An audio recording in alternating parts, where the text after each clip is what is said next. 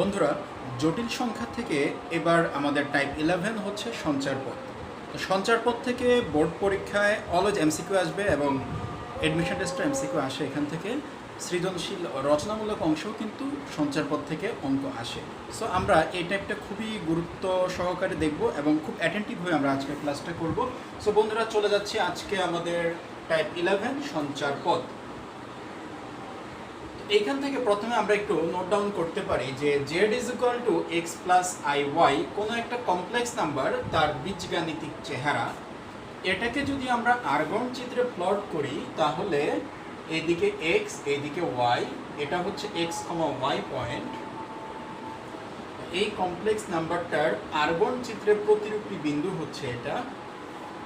তো মূল বিন্দু থেকে ওই বিন্দু কানেক্ট করলে আমরা কি পাবো? আমরা পাবো হচ্ছে এই কমপ্লেক্স নাম্বারটার যে অবস্থান ভেক্টরটা আছে সেটা আমরা পাবো। এবং এর দৈর্ঘ্য কত? এর দৈর্ঘ্য হচ্ছে আমরা সিম্পলি পিথাগোরাস থেকে বের করেছিলাম যে root over x square plus y square, যেটাকে আমরা বলেছিলাম যে রুট ওভার বাস্তব অংশের স্কোয়ার প্লাস কাল্পনিক অংশের স্কোয়ার।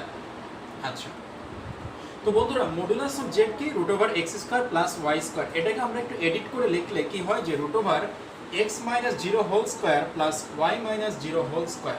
ওকে, সো এটা হচ্ছে আমাদের জ্যামিতির একদম যে প্রথম সূত্র, যে দুই বিন্দুর মধ্যবর্তী দূরত্ব রুট ওভার ভুজদ্বয়ের অন্তর হোল স্কোয়ার প্লাস কোটিদ্বয়ের অন্তর হোল স্কোয়ার। মনে আছে কিনা যে root over x one minus x two whole square plus y one minus y two whole square. তো ওইটার সাথে যদি আমরা কম্পেয়ার করি তাহলে বন্ধুরা আমরা কি বলতে পারি যে এই রাশিটা অ্যাকচুয়ালি কার মান? এই মানটা হচ্ছে 0 0 বিন্দু হতে এক্স ওয়াই বিন্দুর দূরত্ব। এবং আসলেই কিন্তু তাই যে 0 0 বিন্দু হতে এক্স ওয়াই বিন্দুর দূরত্ব, এই দৈর্ঘ্যটাই অ্যাকচুয়ালি মডুলাস অফ জেড।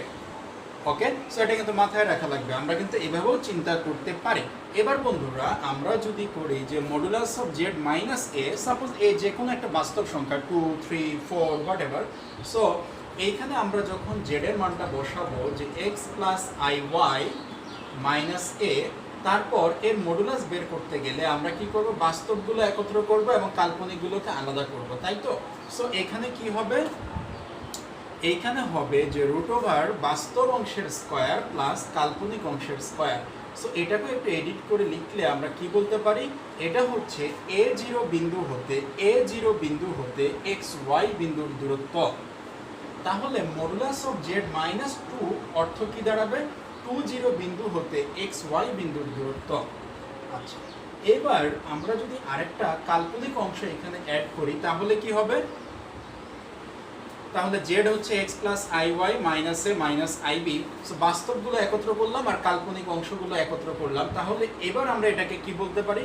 এটাকে আমরা বলতে পারি যে এ বি বিন্দু হতে এক্স ওয়াই বিন্দুর দূরত্ব। এ বি বিন্দু হতে এক্স ওয়াই বিন্দুর দূরত্ব। তার মানে বন্ধুরা যে মডুলাস অফ জেড, এটাকে আমরা কি বলতে পারি? মডুলাস অফ জেড হচ্ছে 0 0 বিন্দু থেকে এক্স ওয়াই বিন্দুর দূরত্ব। আর আমাদেরকে যদি বলা হয় যে মডুলাস অফ জেড মাইনাস 3, এটাকে আমরা বলতে পারি যে 3 0 বিন্দু থেকে এক্স ওয়াই বিন্দুর দূরত্ব। আমাদেরকে যদি বলা হয় যে modulus of z minus 2 minus 3i, এটা দেখে ইনস্ট্যান্ট যেন আমার মাথায় এটা চলে আসে যে 2 3 বিন্দু থেকে এক্স ওয়াই বিন্দুর দূরত্ব। 2 3 বিন্দু থেকে এক্স ওয়াই বিন্দুর দূরত্ব। ওকে, সো বন্ধুরা আমরা আরও কয়েকটা ট্রিক্স দেখব। আমাদের ফার্স্ট কোশ্চেন এখান থেকে যে সঞ্চার পথ, পরীক্ষায় কিন্তু এ ধরনের অঙ্কই আসবে। সে একটা এক্সাম্পল আমরা পিক করলাম যে modulus of z minus 2 is equal two modulus of z minus 4। এখানে ভ্যালু দিয়ে দিলাম, কে ওয়ান এর মান হচ্ছে 2, কে টু এর মান হচ্ছে 4। তাহলে এই মডুলাস ইজ ইকুয়াল টু এই মডুলাস, এই যে একটা সঞ্চার পদ বা একটা সমীকরণ আসবে, এটা আসলে কি নির্দেশ করে? এটা হচ্ছে আমাদের প্রশ্ন। তো এটা আমরা ম্যানুয়ালি অবভিয়াসলি করতে পারি যে জেড এর জায়গায় যদি আমি এক্স প্লাস আই ওয়াই বসাই, এখানেও জেড এর জায়গায় এক্স প্লাস আই ওয়াই বসাই, এর মডুলাস, তাহলে বাস্তব অংশগুলো একত্রে আনবো, কাল্পনিক অংশগুলো আলাদা করব। এখানেও বাস্তব অংশগুলো একত্রে আনবো, কাল্পনিক অংশটা আলাদা করব। দুই পাশ থেকে রুট ওভার কাটা যাবে। তারপর আমরা যদি সাইড চেঞ্জ করে হোল স্কোয়ার ভেঙে একদিকে নিয়ে আসি বন্ধুরা, আমরা দেখব যে এটা আসলে একটা সরল রেখার সমীকরণ। এটা একটা সরল রেখার সমীকরণ। কিন্তু আমাদের আসলে করার প্রয়োজন নেই। আমরা কি করব, আমরা দেখেই বুঝতে পারতেছি যে এটা অ্যাকচুয়ালি হচ্ছে 20 বিন্দু থেকে এক্স ওয়াই বিন্দুর দূরত্ব এবং এটা হচ্ছে 40 বিন্দু থেকে এক্স ওয়াই বিন্দুর দূরত্ব। এবং আমরা কিন্তু প্রশ্নটা দেখেই ক্যাচ করে ফেলতে পারতাম যে মডুলাস অফ জেড -2 মানে হচ্ছে 20 বিন্দু থেকে কোনো একটা বিন্দুর দূরত্ব, সে x y. Modulus of z -4 হচ্ছে 40 বিন্দু থেকে এক্স ওয়াই বিন্দুর দূরত্ব। তাহলে এমন একটা সঞ্চার পথ বের করা লাগবে যে সঞ্চার পথের উপরস্থ প্রত্যেকটা বিন্দু 20 থেকে যত দূরে থাকবে 40 থেকে ঠিক তত দূরে থাকবে। তাহলে বন্ধুরা আমরা শিখেছি যে লম্ব সমদ্বিখণ্ডক এটা শুনে আমাদের মাথায় সবাই প্রথমে বললো যে ভাইয়া লম্ব সমদ্বিখণ্ডক হচ্ছে এমন একটা রেখাংশ যে কোনো একটা সরল রেখার একদম একটা রেখাংশের লম্ব বরাবর যাবে এবং একদম মাঝখান দিয়ে যাবে, সমদ্বিখণ্ডিত করে যাবে। হ্যাঁ, তো এটাকে আমরা আসলে ম্যাথমেটিক্যালি কীভাবে বলতে পারি যে লম্ব সমদ্বিখণ্ডক হচ্ছে এমন একটা সঞ্চার পথ যে সঞ্চার পথের উপরস্থ প্রত্যেকটা বিন্দু এই বিন্দু থেকে যত দূরে রেখাংশের ওই বিন্দু থেকে সমান দূরে অবস্থান করে। যেমন এইখানে 20 বিন্দু থেকে এই সঞ্চার পথের উপরস্থ প্রত্যেকটা বিন্দু, সে এই বিন্দুটা যতটুকু দূরে থাকবে 40 বিন্দু থেকে ঠিক ততটুকু দূরে থাকবে। এই বিন্দুটা 20 থেকে যতটুকু দূরে থাকবে 40 থেকে ঠিক ততটুকু দূরে থাকবে। তাহলে এই সমীকরণ নির্দেশ করে বা এই সমীকরণটা কার সঞ্চার পথ নির্দেশ করে? এটা একটা সরল রেখার সঞ্চার পথ নির্দেশ করে। সো আমাদের অ্যান্সার হবে সরল রেখা। এটা দেখেই আমরা আসলে বুঝে ফেলেছি যে 20 বিন্দু থেকে দূরত্ব এবং 40 বিন্দু থেকে এক্স ওয়াই দূরত্ব সবসময় সমান। তাহলে এটা একটা সরল রেখা এবং এদের লম্ব সমদ্বিখণ্ডক হওয়া ছাড়া আর কোনো ওয়ে নাই। নেক্সট কোশ্চেন খুবই ইম্পর্টেন্ট কিন্তু বন্ধু, এই টাইপের প্রশ্ন খুবই ইম্পর্টেন্ট আমাদের জন্য, পরীক্ষার জন্য। সো মডুলাস অফ জেড -2 = 4 কি নির্দেশ করে? জেডের জায়গায় আমরা যদি বসাই x + iy তাহলে কি হবে? x + iy -2 তার মডুলাস। So √x - 2 whole square plus y² এইদিকে থাকবে 4, দুই পাশে হোল স্কয়ার করলে এদিকে √, কাটা যাবে, 4 হয়ে যাবে 16। ওকে, আচ্ছা, এর মডুলাস বসেছে। মডুলাস মানে √, বাস্তব অংশের স্কয়ার প্লাস কাল্পনিক অংশের স্কয়ার। এইবার বন্ধুরা তোমরা একটু বলো এটা কার সমীকরণ? এটা কিন্তু আমাদের সে বিখ্যাত বৃত্তের সমীকরণ যে যার কেন্দ্র হচ্ছে 2,0 এবং ব্যাসার্ধ হবে 4 একক, কারণ 16কে আমরা বলতে পারি 4²। So x - h whole square plus y - k whole square = r²। এটা বৃত্তের সমীকরণ যার কেন্দ্র হচ্ছে 2,0 এবং ব্যাসার্ধ হচ্ছে 4 একক।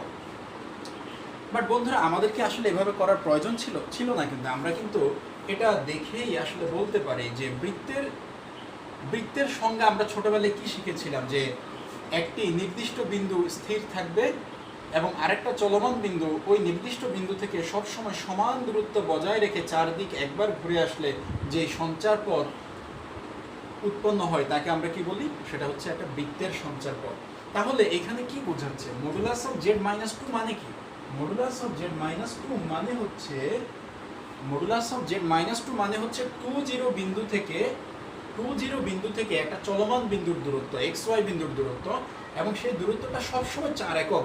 প্রশ্নে বলে দেয়া আছে যে সেটা আমরা আসলে দেখলাম যে 20 বিন্দু থেকে এক্স ওয়াই বিন্দুর দূরত্ব সবসময় 4 একক। এক্স ওয়াই এমন একটা পথে ঘুরবে যেন এই বিন্দু থেকে সবসময় 4 একক ডিস্টেন্স করে থাকে, সবসময় 4 একক ডিস্টেন্স করে ঘুরবে। তাহলে এটা কার সঞ্চার পথ? এটা অবভিয়াসলি একটা বৃত্তের সঞ্চার পথ।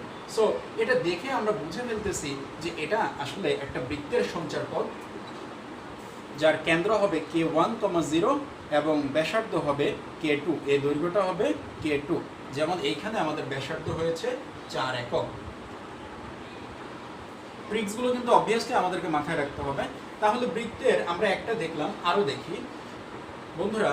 পরীক্ষায় এরকম আসে যে মডুলাস অফ জেড = 4 কার সঞ্চার পথ নির্দেশ করে? আমরা তো দেখেই বুঝে ফেলতেছি যে এখানে k1 হচ্ছে 0, k2 এর মান সাপোজ k।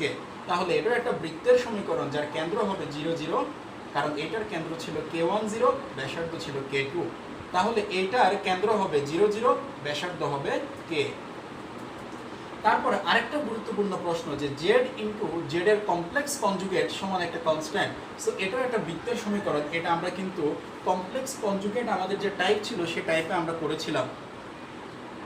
যে জেড হচ্ছে সে x plus i Y R Z এর কমপ্লেক্স কনজুগেট হচ্ছে এক্স মাইনাস আই ওয়াই, দুটা গুণ করলে কি হবে বন্ধুরা? X square plus y square, x square plus y square equal to A square. এটা অবভিয়াসলি বৃত্তের সমীকরণ। ওকে, সো আমরা কিন্তু এই টাইপগুলো মনে রাখবো যে এটাও বৃত্ত, আমরা এই চেহারাগুলো মনে রাখবো। সাপোজ পরীক্ষায় আসবে modulus of z minus two equal to 3 into modulus of z minus 5 কার সঞ্চারপথ নির্দেশ করে? আমরা সে বিশাল অঙ্কগুলো করবো না, আমরা ট্রিক্সগুলো মাথায় রাখবো যে এটা হচ্ছে বৃত্তের সঞ্চারপথ নির্দেশ করে। বন্ধুরা এখান থেকে আমাদের নাম্বার 3 ট্রিক্স হচ্ছে খুবই ইম্পর্টেন্ট। এটা নিয়ে আসলে অনেকে আমরা কনফিউজড হয়ে যাই যে এটা আসলে কার সঞ্চারপথ নির্দেশ করবে। এ ধরনের কোশ্চেন থাকবে বিশেষ করে ইঞ্জিনিয়ারিং ভার্সিটিগুলোতে, যে modulus of z minus 8 plus modulus of Z plus 8 is equal two একটা কনস্ট্যান্ট 20, এইটা কার সঞ্চারপথ নির্দেশ করে। ওকে, তো এইটার ক্ষেত্রে আমাদের ট্রিক্স হচ্ছে যে এগুলো উপবৃত্ত বা অধিবৃত্ত যে কোনো একটা ইন্ডিকেট করবে। তো কোনটা ইন্ডিকেট করবে তার জন্য আমরা কনিক্স থেকে কনিক্সের উপবৃত্তের একটা থিওরেম আমরা একটু রিভিউ করি। জাস্ট তার সামারিটা, যে একটা থিওরেম ছিল যে উপবৃত্তের দুইটা উপকেন্দ্র থেকে, উপবৃত্তের উপরস্থ যে কোনো উপবৃত্তের উপকেন্দ্রদ্বয় থেকে, দুইটা উপকেন্দ্র থেকে ওই উপবৃত্তের উপরস্থ যে কোনো বিন্দুর যে দুইটা দূরত্ব পাওয়া যাবে দুইটা উপকেন্দ্র থেকে, এ দুইটার যোগফল সবসময় তার বৃহৎ অক্ষের দৈর্ঘ্যের সমান। আবার বলছি যে যে কোনো একটা উপবৃত্তের উপরস্থ যে কোনো একটা বিন্দুর দূরত্ব তার উপকেন্দ্র দুইটা থেকে ওই বিন্দুর যে দুইটা দূরত্ব পাওয়া যাবে, উপরস্থ যে কোনো বিন্দুর দূরত্ব কই থেকে? উপকেন্দ্র দুইটা থেকে, এই যে দুইটা ডিস্টেন্স এদের যোগফল সবসময় বৃহৎ অক্ষের দৈর্ঘ্যের সমান। ওকে, সবসময় বৃহৎ অক্ষের দৈর্ঘ্যের সমান। তার মানে তোমাদের অবভিয়াসলি মনে আছে যে SP plus S prime P is equal two বৃহৎ অক্ষের দৈর্ঘ্য 2a। ওকে, তা আমরা একটু দেখি যে আসলে আমরা জানি এসপি বাই এমপি সমান উৎকেন্দ্রিকতা ই, মানে উপকেন্দ্র থেকে সঞ্চারপথের উপরস্থ কোনো বিন্দুর দূরত্ব এবং দ্বিকাক্ষ থেকে ওই একই বিন্দুর দূরত্ব, এদের অনুপাত, এটাই তো উৎকেন্দ্রিকতা, রাইট? আমরা অবভিয়াসলি মনে রাখতে পেরেছি এটা। সিমিলারলি এই উপবৃত্তের এই উপকেন্দ্র এবং এই দ্বিকাক্ষের জন্য ওই একই বিন্দুর ক্ষেত্রে আবার এই উৎকেন্দ্রিকতার মানটা প্রযোজ্য, যে S prime P divided by M prime P is equal to e. So আমরা এখান থেকে বলতে পারি যে এসপি হচ্ছে ই ইন্টু এমপি এবং এস প্রাইম পি হচ্ছে e into M prime P. বন্ধুরা আমরা যদি এবার এ দুটা যোগ করি তাহলে দেখো খুবই ইন্টারেস্টিং যে ই কমন যাচ্ছে এবং এ দুটা যোগ করলে কি হয়? MP plus M prime P, MP plus M prime P. Okay, তো MP plus M prime P এটা কি? এইটা হচ্ছে MP plus M prime P. এই দৈর্ঘ্যটা কি বন্ধুরা? এই দৈর্ঘ্যটা হচ্ছে তার দ্বিকাক্ষদ্বয়ের মধ্যবর্তী দূরত্ব। MP plus M prime P হচ্ছে এই একটা দ্বিকাক্ষ, এটা আরেকটা দ্বিকাক্ষ উপবৃত্তের, এদের মধ্যবর্তী যে দূরত্ব। এবং তোমাদের অবভিয়াসলি মনে আছে যে উপবৃত্তের দ্বিকাক্ষদ্বয়ের মধ্যবর্তী দূরত্বের মান হচ্ছে 2a বাই ই। দ্বিকাক্ষদ্বয়ের মধ্যবর্তী দূরত্বের মান হচ্ছে 2a বাই ই। তাহলে ই কাটা গেলে থাকলো 2a। তার মানে আমরা যেটা এতক্ষণ বললাম যে উপবৃত্তের উপরস্থ যে কোনো বিন্দুর আমরা যদি একটা উপকেন্দ্র থেকে ডিস্টেন্স নিই আর একটা উপকেন্দ্র থেকে সেম বিন্দুর ডিস্টেন্স নিই, এই দুইটা ডিস্টেন্সের যোগফল অলওয়েজ হবে বৃহৎ অক্ষের দৈর্ঘ্য 2a এর সমান। 2a কতটুকু? এতটুকু। তার বৃহৎ অক্ষ কতটুকু? এইখান থেকে এতটুকু। আর উপকেন্দ্রদ্বয়ের দূরত্ব কতটুকু? এতটুকু। দুইটা উপকেন্দ্র আছে এতটুকু ডিস্টেন্সে এবং বৃহৎ অক্ষ হচ্ছে এতটুকু। তাহলে বন্ধুরা উপবৃত্তের বেলায় এই দুইটা উপকেন্দ্রের যে ডিস্টেন্স তার থেকে অবভিয়াসলি বৃহৎ অক্ষের দৈর্ঘ্যের মানটা বেশি হবে, রাইট? বৃহৎ অক্ষের দৈর্ঘ্য কি হবে? বেশি হবে। তাহলে এইখানে খেয়াল করো z-8 মডুলাস অফ z-8 মানে কি বলো তো? মডুলাস অফ z-8 মানে হচ্ছে 80 বিন্দু থেকে xy বিন্দুর দূরত্ব। মডুলাস অফ z+8 এটাকে আমরা কি বলতে পারি? সে -80 বিন্দু থেকে xy বিন্দুর দূরত্ব। আমরা সঞ্চারপথের প্রথমেই কিন্তু করেছি যে মডুলাস অফ z-8 মানে কি? মডুলাস অফ z-8 মানে হচ্ছে 80 বিন্দু থেকে xy বিন্দুর দূরত্ব এবং মডুলাস অফ z+8 কে আমরা বলতে পারি z-8। তার মানে -80 বিন্দু থেকে xy বিন্দুর দূরত্ব। এবং এই দুইটা দূরত্বের যোগফল বলতেছে 20। তো বন্ধুরা, যে উপবৃত্তের ছবি হচ্ছে এটা। উপবৃত্তের বেলায় উপকেন্দ্র দুইটার যে ডিস্টেন্স সেটা বৃহৎ অক্ষের থেকেও কম। বাট বন্ধুরা মনে করে দেখো, অধিবৃত্তের বেলায় কি হয়? অধিবৃত্তের বেলায় হয় সে এটা হচ্ছে অধিবৃত্ত, তার উপকেন্দ্রদ্বয় থাকে এই দুইটা কার্ভেরও বাইরের দিকে। সো উপকেন্দ্রদ্বয়ের ডিস্টেন্স থাকে, অধিবৃত্তের বেলায় উপকেন্দ্রদ্বয়ের ডিস্টেন্স তার বৃহৎ অক্ষের দৈর্ঘ্যের চেয়ে বেশি হয়, বাট উপবৃত্তের বেলায় বৃহৎ অক্ষের দৈর্ঘ্যটা বেশি হয়। তাহলে এইখানে -80 আর 80 এই দুইটা উপকেন্দ্রের মধ্যবর্তী ডিস্টেন্স কতটুকু? -80 আর 80 এই দুইটা বিন্দুর মধ্যবর্তী ডিস্টেন্স হচ্ছে 16 একক। -80 আর +80 এই দুইটা বিন্দুর ডিস্টেন্স হচ্ছে 16 একক। ওকে, 16 একক। এবং বৃহৎ অক্ষের দৈর্ঘ্য দিয়েছে 20। তাহলে উপকেন্দ্রদ্বয়ের দূরত্বের চেয়ে বৃহৎ অক্ষের দৈর্ঘ্য বেশি, তাহলে এটা হবে উপবৃত্ত। এই অঙ্কটায় 20 না দিয়ে এখানে যদি 10 দিত তাহলে অ্যান্সার হইতো অধিবৃত্ত। কারণ তখন আমার উপকেন্দ্রদ্বয়ের ডিস্টেন্স থাকতো 16, বাট বৃহৎ অক্ষের দৈর্ঘ্য যদি বলে 10, তার মানে উপকেন্দ্রদ্বয়ের দূরত্ব বেশি এবং বৃহৎ অক্ষ আসলে এর ভিতরে, তার মানে সেটা হয়তো অধিবৃত্ত। তো এইখানে আমরা খুব ইজিলি আসলে এটা বুঝতে পারবো যে K1 আর K2 এই দুইটা মানের যোগফল, বা আমরা বলতে পারি যে এই দুইটা বিন্দুর মধ্যবর্তী দূরত্ব, এখানে 8 আর 8 কত হয়? 16। 8 আর 8 16, আর এখানে আছে 20। 16 হচ্ছে 20-এর চেয়ে ছোট, তাহলে এটা উপবৃত্ত। ওকে, যে এদের ডিস্টেন্স, এই দুইটা বিন্দুর ডিস্টেন্স যদি এর থেকে কম হয় তাহলে এই সঞ্চারপথটা হবে উপবৃত্ত, আদারওয়াইজ এটা হবে অধিবৃত্ত। আর আমরা যদি এটা ব্রড ভাবে করতে যাই তাহলে বন্ধুরা তোমাদের অবভিয়াসলি মনে আছে যে অঙ্কটা কত বড় হবে, মিনিমাম 1 থেকে 1.5 পৃষ্ঠা হবে। বাট আমরা কিন্তু ট্রিক্স দিয়ে এবং লজিক দিয়ে বলে ফেলতে পারতেছি যে এটা আসলে একটা উপবৃত্তের সঞ্চারপথ নির্দেশ করে বা অধিবৃত্তের সঞ্চারপথ নির্দেশ করে। কখন উপবৃত্ত হবে সেটাও আমরা বুঝতে পারছি যে এইখানে বিন্দু দুইটা বলতেছে যে -80 এবং -80। সো এই দুইটার ডিস্টেন্স হচ্ছে 16 একক, আর আমার বৃহৎ অক্ষের দৈর্ঘ্য 16-র থেকে বেশি, তাহলে এটা হবে উপবৃত্ত। আর যদি কম হইতো তাইলে হবে অধিবৃত্ত। ওকে বন্ধুরা, এবার আমরা সঞ্চারপথ থেকে আমাদের বিগত বছরের প্রশ্নগুলো করে ফেলি। বিগত বছরে কি কি প্রশ্ন এসেছে? এটা এসেছে চিটাগং ইউনিভার্সিটি 2016-17-তে এবং কুমিল্লা বোর্ডের সৃজনশীলে, মানে 2019 সালে এসেছে এটা। তো z = x + iy, কিছু বলা না থাকলে আমরা z = x + iy ধরবো, এটা আমরা জানি। z × z এর কমপ্লেক্স কনজুগেট = 1, এই সমীকরণের জ্যামিতিক রূপ কোনটি? বন্ধুরা, যে কোনো কমপ্লেক্স নাম্বার আর তার কমপ্লেক্স কনজুগেট কনস্ট্যান্ট আমরা শিখেছি। এটা কার সঞ্চারপথ? এটা বৃত্তের সঞ্চারপথ। ওকে, সো এটা হচ্ছে একটা বৃত্ত। খেয়াল করো, আমাদের কিন্তু ট্রিক্সটা ফলো করার কারণে 1 সেকেন্ড সময় লাগতেছে না যে এটা আসলে একটা বৃত্তের সমীকরণ। ওকে, next question. z = x + iy, এখানে x এবং y বাস্তব সংখ্যা, হ্যাঁ আমরা জানি সেটা। সো মডুলাস অফ z² = 1 দ্বারা কি নির্দেশিত হয়? তাহলে মডুলাস অফ z², বন্ধুরা মডুলাস অফ z মানে কি? √x² + y² তার স্কয়ার। তাহলে কি হবে? √ চলে যাবে, থাকবে কি? x² + y² = 1। তাহলে x² + y² = 1 কার সঞ্চারপথ? বৃত্তের সঞ্চারপথ। এটা এসেছে চট্টগ্রাম বোর্ড 2017-তে। এটাও আমরা পারলাম।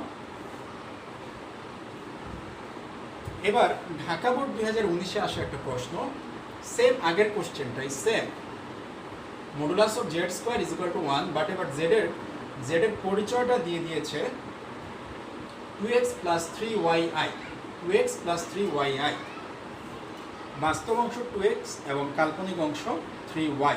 ওকে, সো এবার আমরা যদি এখানে বসাই যে মডুলাস অফ z মানে কি? √ বাস্তব অংশের স্কয়ার প্লাস কাল্পনিক অংশের স্কয়ার। স্কয়ার দেওয়ার কারণে √ কাটা যাবে। সো বাস্তব অংশের স্কয়ার প্লাস কাল্পনিক অংশের স্কয়ার, এই মানটা = 1, এটা প্রশ্নে বলে দেয়া আছে। ওকে, so 4x² + 9y² = 1, side change করলে আমরা দেখতে পাচ্ছি যে এটা actually x² + a² + y² / b² = 1। So এটা কার সঞ্চারপথ বন্ধুরা? এটা অবভিয়াসলি তোমরা জানো যে এটা হচ্ছে একটা উপবৃত্তের সঞ্চারপথ। এটা একটা উপবৃত্তের সঞ্চারপথ। X square by a square plus y square by b square is equal to 1। এটা উপবৃত্তের সঞ্চার পথ। ওকে, আমাদের সঞ্চার পথ থেকে বিগত বছরের প্রশ্ন থেকে লাস্ট কোশ্চেন, এটা কোনো বোর্ড পরীক্ষায় আসে নাই, এটা আসছে হচ্ছে খুলনা ইউনিভার্সিটি 2018-19 এসেছে। Okay fine. সো দুইটা মডুলাস, মাঝখানে ইকুয়াল সাইন। আমাদের ট্রিক্সের সাথে কম্পেয়ার করলে আমরা হয়তো বুঝতে পারতেছি যে এটা আসলে কি হবে, এইটা সরল রেখা হওয়ার চান্স আছে, রাইট? সরল রেখা হতে পারে। তো আমরা দেখি যে z is equal to x plus i y বলে দেওয়া আছে। সো এটা বসাইলাম, বসানোর পরে বাস্তব অংশগুলো একত্র করলাম। এখানে বাস্তব অংশ শুধু x এবং কাল্পনিক অংশ i কমন নিলে কি হবে, y প্লাস 1। সো এর মডুলাস কি হবে, রুট ওভার বাস্তব অংশের স্কোয়ার প্লাস কাল্পনিক অংশের স্কোয়ার। এখানেও সেম কাজ, দুই পাশ থেকে রুট ওভার চলে গেল। এখন আমরা এ প্লাস বি হোল স্কোয়ার ভাঙার পর আমরা দেখতে পাচ্ছি এক্স স্কোয়ার কাটা, ওয়াই স্কোয়ার কাটা, থাকলো শুধু 4x - 2y + 3 = 0। 4x - 2y + 3 = 0। So obviously এটা সরলরেখার সমীকরণ। আর বন্ধুরা, এটা আসলে আমরা দেখেই ক্যাচ করতে পারার কথা যে এটা একটা সরলরেখার সঞ্চারপথ নির্দেশ করবে। এটা দেখে ক্যাচ করতে পারার কথা। এটা z এর কমপ্লেক্স কনজুগেট, হোয়াট এভার। তো দুই পাশে খেয়াল করো, দুই পাশে বাস্তব অংশে কি আসবে, এক্স স্কোয়ার আসবে, কাল্পনিক অংশের ওইখানে কি আসবে, ওয়াই স্কোয়ার আসবে। এখানেও এক্স স্কোয়ার আসবে, এখানেও ওয়াই স্কোয়ার আসবে। এবং এদের সহগ যেহেতু সমান, তাহলে অবভিয়াসলি দুই পাশ থেকে এক্স স্কোয়ার কাটা যাবে, ওয়াই স্কোয়ার কাটা যাবে, এবং এক্স ওয়াই মানে একঘাত রাশিমালা থাকবে। তাহলে এক্স স্কোয়ার ওয়াই স্কোয়ার কাটা গিয়ে একঘাত রাশিমালা থাকবে, এইখান থেকে এটা বোঝাই যাচ্ছে। তার মানে এটা কি হবে বন্ধুরা, এটা অবভিয়াসলি হবে কি, এটা হবে একটা সরল রেখার সঞ্চার পথ।